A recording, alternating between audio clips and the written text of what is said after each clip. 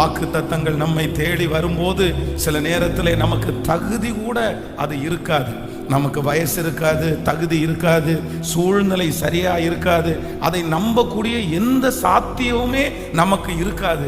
ஆனால் வேதம் சொல்லுகிறது, கர்த்தர் கொடுக்கிற அந்த வாக்குத்தத்தத்தை யார் விசுவாசிக்கிறார்களோ நிச்சயமாய் அவர்களுக்கு அது அப்படியே ஆம் என்றும் ஆமேன் என்றும் நடக்கும். நடக்கக்கூடிய சாத்தியங்களே இல்லைனாலும் அவருடைய வார்த்தையை நம்புகிறதுனால் அந்த வார்த்தை நிச்சயம் உங்களுடைய வாழ்க்கையிலே நிறைவேறும். இந்த மாதம் நல்ல வார்த்தைகளை கர்த்தர் உங்கள் காதுகளிலே கர்த்தர் கேட்க பண்ணுவாராக. ஆண்டவர் உங்களுக்கு விசேஷித்த சுகத்தை கர்த்தர் உங்களுக்கு வர்ஷிக்க பண்ணுவாராக. எத்தனை பேர் ஆமோதிக்கிறீர்கள்?